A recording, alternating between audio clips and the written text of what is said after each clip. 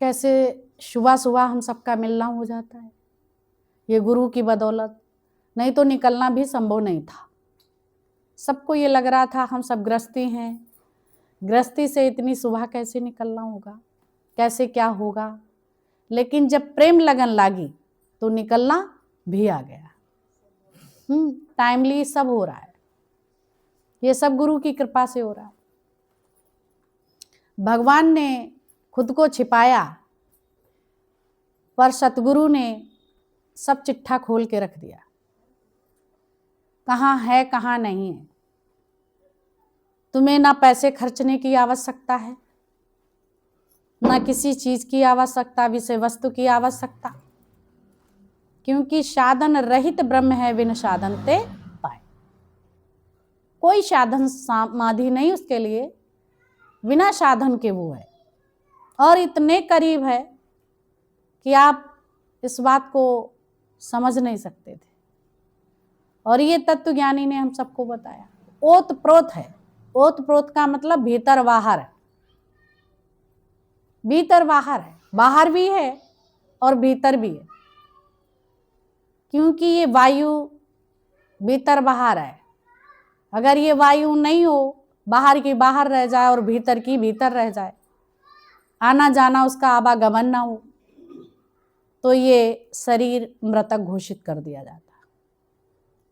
प्राण वायु के रूप में वो परमात्मा संचरित है। ना तो इसमें कोई गर्मी रहेगी, कुछ नहीं इसमें बचेगा, कुछ नहीं बचेगा अगर ये हवा नहीं होगी। सूरज नहीं होगा, सबका महत्व है। गर्मी नहीं होगी तो भी शरीर बर्फ हो जाएगा, ठंडा ये जम जाएगा, है ना। तो भी नहीं। अगर चंद्रमा की शीतलता नहीं है तो ये संसार जल उठेगा, उसकी भी जरूरत है। टाइमली सब उन्होंने किया है। कितना इस शरीर को तापक्रम चाहिए, कितनी इसे शीतलता चाहिए, है ना, कितनी इसे मिट्टी चाहिए, जरूरत है। धरती का गुण है ये जो बना है। किस किस चीज की आवश्यकता है। जब कैल्शियम की कमी हो जाती है तो बच्चे मिट्टी खाने लगते हैं। भगवान श्री कृष्ण ने भी मिट्टी खाई। मिट्टी आजकल बच्चों को नहीं मिलती है, वो पालती है। तो आप मिट्टी जब खाते हैं तो उसके विषय लिए दवाइयाँ देते हैं, है ना, कि कैल्शियम की पूर्ति हो जाए, तो ये हड्डी मजबूत बनती है। नहीं तो धक्का लगे वो टूटती है। तो मिट्टी का भी महत्व है, उसके बिना तो ये पुतला चल भी नहीं सकता। नहीं कहते क्या करें, चल नहीं पा रहे हैं, दर्द हो रहा है हड्डियों में, परिया दर्द हो रही है, दर्द हो रहा है, वो दर्द हो रहा है। और रक्त की भी, पानी की भी कमी होती है, जल की, तो ये ब्लड गाढ़ा हो जाएगा, तो भी ये गाड़ी नहीं, मृतक घोषित हो जाएगी। देखो लीला प्रभु की, तो सब अपना योगदान दे रहे हैं। तो सृष्टि में जो जो तुम्हें घर में भी सदस्य, बाहर जो भी जो लोग मिले हैं, सब योगदान दे रहे हैं। लेकिन तुम्हें अपने अभिमान के कारण पता ही नहीं, विस्मृति हो गई उस परमात्मा की, उसको भूल गए, फलाना फलाना करके लड़ने झगड़ने लगे, सिकवे गिले करने लगे। और पैदाइशी ये ज्ञान हम सबको मिलता तो ये बात नहीं होती है। बच्चे आखिर सीख क्यों रहे हैं? कारण उसका है, माँ बाप भी वही काम कर रहे हैं। अब उनको हम वो सिखा रहे हैं तो नहीं सीख पा रहे हैं। अगर तुम वही बचपन से बच्चों ने देखा, जो करते चले आए, वही तो सीखेंगे। ऐसे ही तुम्हारा जीवन, सब देवियों का जीवन विदुषी महिलाओं की तरह हो जाए तो घर मंदिर हो जाए। संतान उत्पत्ति, जब हमेशा हम ज्ञान का अध्ययन करेंगे, इधर उधर ध्यान नहीं जाएगा, तो तुम्हारे पेट में पल रहा संतान, उसका भी इधर उधर वो नहीं जाएगा। वो सब ये सीख के आते हैं। तुम दिन भर अभी फोन करते हैं, गर्भ है पेट में, धारण किया है, और आप सबकी खुरापाती मोबाइल से कर रहे हैं, फोन कर रहे वो भी उनके अंदर जा रहा है। नाभि के द्वारा जब भोजन जा सकता है, सब चीज जा रही है, श्वास ले रहे वो भी उसको श्वास मिल रहे, तभी तो जीवन है। अगर मां मृत हो जाए तो बच्चा जीवित रहेगा? नहीं रहेगा ना। जल बिन मछली जी नहीं सकती, मां बिन जिए ना बच्चा। गर्भ में बच्चा हो, है ना, अगर मां का शरीर शांत हो जाए तो बच्चा जीवित बचेगा? नहीं बचेगा। अगर बच्चा का शरीर शांत हो जाए तो मां का जीवन बचेगा? नहीं जान पाया तो नहीं बचेगा। और जल्दी से अगर निकाल लिया गया तो जीवन हो सकता 1% है, नहीं दोनों का जीवन जाएगा ना, है कि नहीं? कितना तादात्म्य संबंध है मां और बच्चे का। अगर ज्ञान का तुम्हारा तादात्म्य संबंध होगा तो क्या संतान में नहीं जाएगा? तो हम ही माए, हम ही पिता, नहीं बेटा पढ़ो, इससे सब कुछ चलेगा, खाना चलेगा, पीना चलेगा, ये चलेगा, वो चलेगा, सिखाते हैं। तुम्हें दुखों का सामना नहीं करना पड़ेगा, कोई नहीं ये सिखाता। बेटा ये ज्ञान ले लो, सब चला जाएगा, लेकिन ये ज्ञान धन नहीं जाएगा। अगर ये तुम्हारे पास है तो तुम सब कुछ करके इस शरीर को, परिवार को, सबको चला लोगे। कोई भी सिखाता हो, इतने लोग बैठे, कह दे ईमानदारी से ये बात सिखाते हो, कोई नहीं सिखा रहा। कोई सिखाता है? माता मदारसा ने यही सब सिखाया, ये ज्ञान लो, शास्त्रों का ज्ञान कराया। गर्भ में थे तब भी और बाहर आए तब भी, लेकिन गर्भ में भी हम क्या दे रहे हैं और जब बाहर आए तब हम क्या दे रहे हैं? जब तुम्हारा जीवन होगा ज्ञान वाला तो तुम्हें कुछ किसी चीज की जरूरत नहीं पड़ेगी, सब अपने आप चलेगा। ना बच्चों को सिखाना पड़ेगा, ना टोकना, क्योंकि जो तुम करते रहे वो अपने आप कर रहे हैं। जो भी बच्चे आजकल कर रहे हैं, हम लोगों को पश्चाताप हो रहा है। तुम नहीं लड़ते हैं, आसपास के परिवेश में लड़ाई झगड़ा होता, बच्चे झगड़ा करने लगते हैं। अभी इधर हम आसपास देखते हैं, बच्चे आपस में लड़ते ही रहते हैं। और कभी किसी के भाई भाई बहन किससे एक दूसरे को प्यार करते, लड़ते झगड़ते नहीं है। ये क्या, ये कहीं ना कहीं से तो देख तो रहे, शिक्षा किसी की तो ग्रहण कर रहे। घर परिवार में कोई सदस्य तो ऐसा है जो वहां से वो सीख रहे हैं, और जो अच्छी चीज मिल रही वो नहीं सीख रहे हैं। कारण क्या है? देखो, गहराई में जाओ। अब अगर वो बड़े हो गए, मुड़ नहीं रहे, तो उनको प्यार प्यार में किसी ना किसी तरह से जाओ भी, धर्म स्थलों, अच्छी जगह बैठना उठना, बातचीत का लहजा भी अच्छा हो, है ना, तो अच्छी जगह हम ले भी तो नहीं जाते। अक्सर अभी से सत्संग, अरे जब फांसी लगाना तब सत्संग लेना, अभी क्या सत्संग? अभी तुम्हें क्या जरूरत पड़ गई? दुनिया में तो यही सब बात कहते हैं ना, अभी से तुम्हें सत्संग की क्या आवश्यकता? अभी तो पढ़ाई लिखाई का है जीवन, खेलने कूदे का है जीवन, अभी तो जवानी है, अभी उल्टा सीधा सब करने का जीवन है। सत्संग बैठने का तो जीवन नहीं है, चोरी चालाकी करने का, ठगी करने का जीवन है तुम्हारा। अभी जवानी है, अभी ये सब धंधे करने को है। सब कहते यही कहते हैं कि नहीं? यही कहते हैं। अभी ये देखो, अभी बाल बच्चे देखो, नहीं कहते हैं? बाल देखो और बच्चे देखो, बाल तो वे उलझे ही रहते हैं, उलझे रहते हैं कि नहीं, कितनी भी कंघी करो। फिर बच्चे क्या सुलझ जाएंगे? जब तुम्हारे बाल ही उलझे हैं तो बच्चे कैसे सुलझेंगे? बाल और बच्चे देखो, दुनिया यही तो सिखा रही। घर में बैठे हो, इन सबको, बूढ़े बाड़ों को देखो। क्या सत्संग तुम आते हो तो ये क्या सत्संग में मना कर दिया गया? नहीं करा गया ना, कि बालों को नहीं देखो, बच्चों को नहीं देखो, बुजुर्गों को नहीं देखो। सत्संग तो तुम्हें सर्वगुण संपन्न बनाता है, तुम्हें मर्यादा का पालन भी करना सिखाता है और मर्यादा का उल्लंघन भी करना सिखाता है। नहीं सिखाता है? भगवान को, नारायण को प्रकट होना पड़ा। रामलीला भी करी, कृष्ण लीला भी करी। किसके लिए? जन समुदाय के लिए, कि इनका कल्याण होए। धर्म की स्थापना भी करी और अधर्म का नाश भी किया, है ना। क्योंकि धर्म वाले जो पक्ष हैं उनके साथ भगवान ने, इनको एहसास हो कि हम सत्य के अनुसार चलेंगे तो मेरे साथ हमेशा भगवान होगा, और गलत नीतियों पे चलेंगे तो हमारा विनाश होगा। इसीलिए तो उन्होंने लीला दिखाई। राम जी आए तो उन्होंने मर्यादा पुरुषोत्तम राम, हर मर्यादा का पालन करा। छोटे से बड़े ने कुछ भी कहा और जीवन उनका मर्यादित रहा।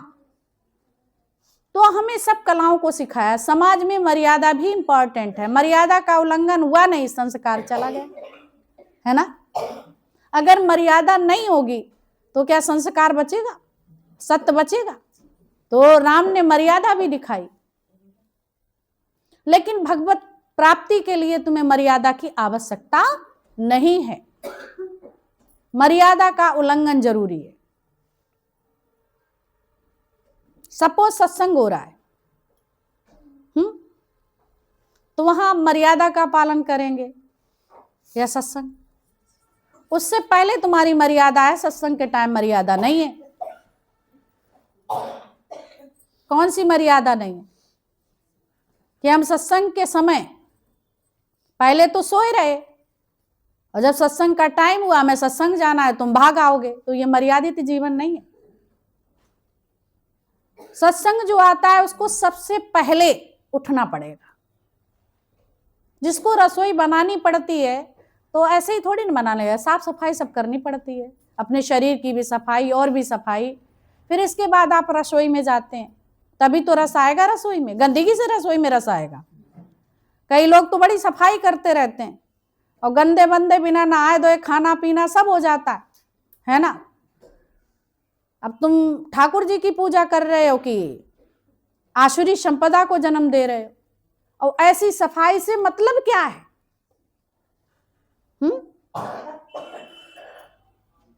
ऐसी सफाई से क्या मतलब है? गृहस्थी का स्नान 8 बजे बताया गया है।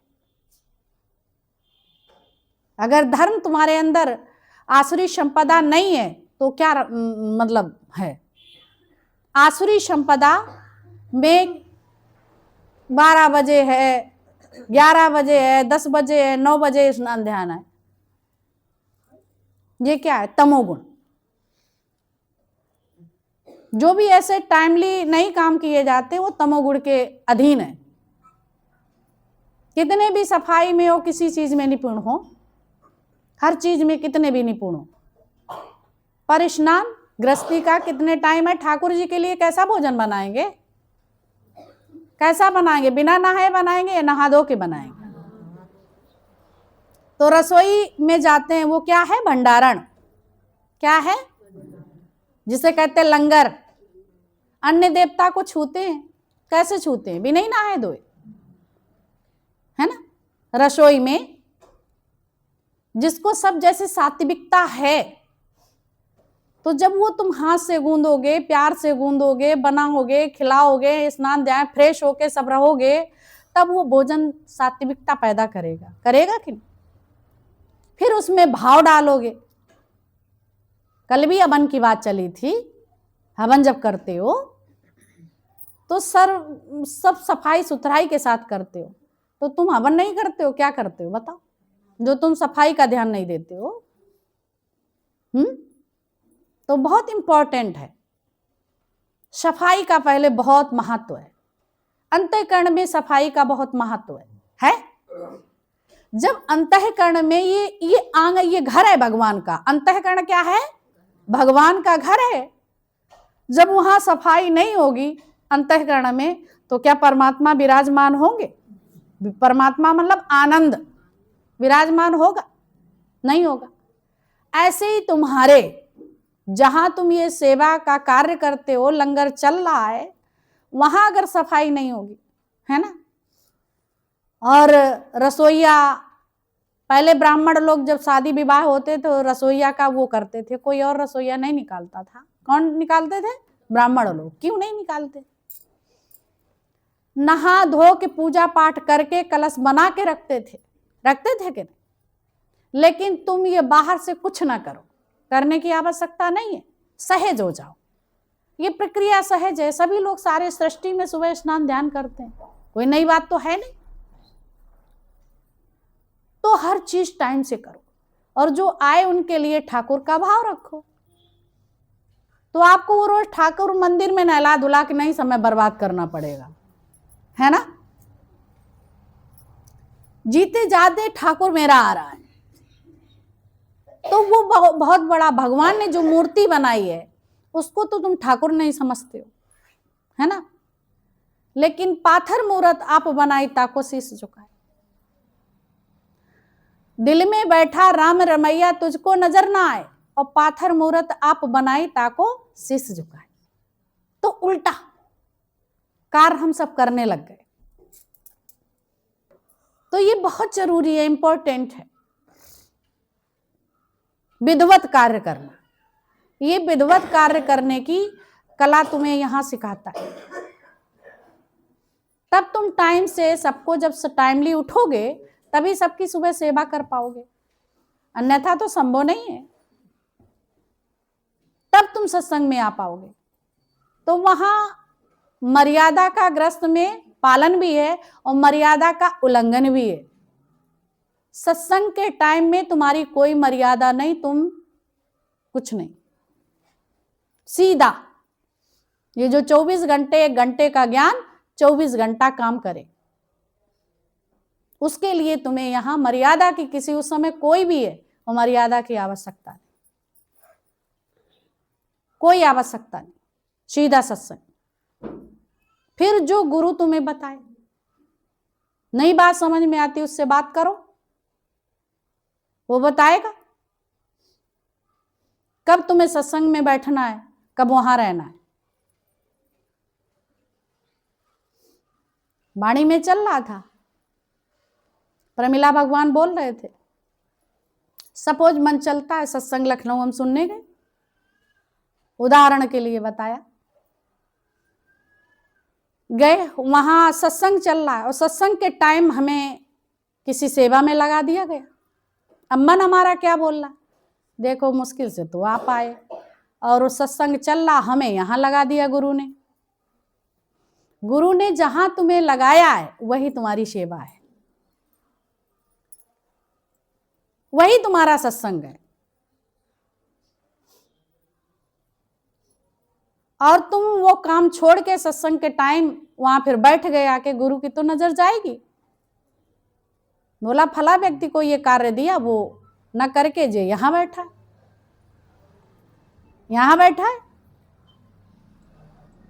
तो क्या आप सत्संग सुना? आपने सत्संग नहीं सुना, सत्संग नहीं सुना, सत्संग के वचन सिर्फ सुने पर सत्संग पे चले नहीं। और जिसने ये सत्संग जीवन में डाला उसका हमने कहना ही नहीं किया, है ना? उसकी बात पे चले ही नहीं, तो हम सत्संग में बैठ के भी सत्संग में नहीं है। जो कार्य दिया गया उस वक्त वही तुम्हारा सत्संग है। वो देखना चाहता है स्थिरता है या नहीं है, मन चंचल है या नहीं है, और कोई वो नहीं है। तपस्या यही तपस्या है। जहां वो लगा दे, लहड़ा को जहां भी नानक ने लगा दिया वही उसका सत्संग था,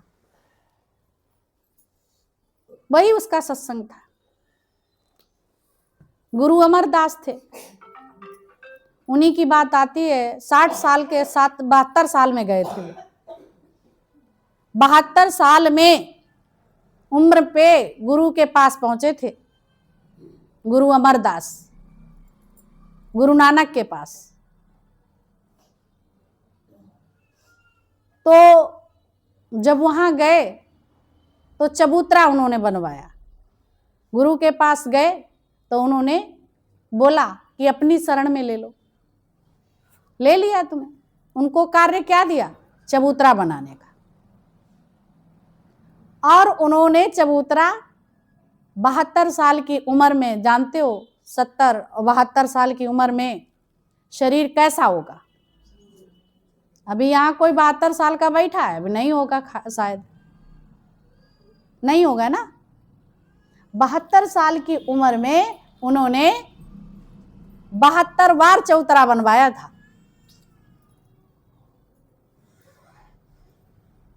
और कोई कारण नहीं दिया, ये नहीं कहा चलो बैठ के सत्संग सुनो। सुबह वो कह देते थे चबूतरा, वो आते थे चबूतरा देखते थे और चबूतरा बिगाड़ो, चबूतरा बनाओ और चबूतरा बिगाड़ो। सुबह दिया जाता था, वो चबूतरा बनाना शुरू करे, मन बुद्धि नहीं चलाते थे। भाई गुरु की आज्ञा में चलना, वही मेरा ज्ञान है। जब तुम आज्ञा में नहीं चल पाओगे तो क्या ज्ञान है? ये ज्ञान सुन रहे उसके अकॉर्डिंग, ये अलट पलट अरस परस सब चीज देखी जाती है। उनको समझ आ गई गुरु की आज्ञा में रहना है और जैसे वो कहे वैसे करते जाओ, मन बुद्धि ना चलाओ। ऐसा नहीं कि ज्ञान नहीं सुना था, चबूतरा बनाता रहता था, ज्ञान सुनता रहता था और ज्ञान के अकॉर्डिंग कार्य करते हुए गुरु की आज्ञा में उसका जीवन बन गया। बाबा बुड्ढा की बहुत मन चलता था, तो बाबा बुड्ढा कहने लगते थे, अरे और भी लोग देखते थे ज्ञान में सुनने आते थे, जैसे यहाँ सब सुनने आते थे। जो बुद्धिवादी होते वे अपना अपना चलाते रहते हैं, तो कहते थे अरे ये क्या कर रहे हो, एक ही काम, रोज चबूतरा बनाना, रोज बिगाड़ा, छोड़ो, तुम थकते नहीं हो, कहो ना गुरु से। उसने समझ लिया हमें गुरु कुछ दे तो रहा है, कहने की क्या जरूरत है। जब उनकी आज्ञा में चलना है, चाहे कुछ भी वो करवाएं, जो करवाएंगे वो हम करते रहेंगे, उसमें कुछ नहीं। तो उन्होंने यही कार्य निरंतर करा, करते रहे बड़े प्रसन्नता के साथ। रोज थल्ला बनाओ, थल्ला बिगाड़ो, थल्ला बनाओ, थल्ला बिगाड़ो। रोज सुबह देना, शाम को कैसा बना दिखाते थे। सुबह फिर उठता था, बिगाड़ो, फिर वो बनाते थे। इतनी उसकी भाव भक्ति हो गई, फिर आप गले से भगवान ने लगाया और कहा बस तू पूर्ण हो गया। बात सिर्फ ज्ञान की नहीं, ये ज्ञान सुनने से तुम्हारे अंदर की गंदगी साफ करना है।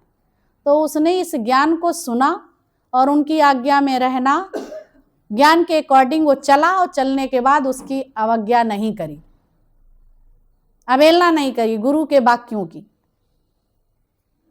तो वो यही काम करता रहा, बोला हमें गुरु के अनुसार चलना है। अगर वो सारा जीवन देंगे अंत क्षण तक, चबूतरा बनाओ बिगाड़िए, मेरे लिए बहुत सब कुछ है,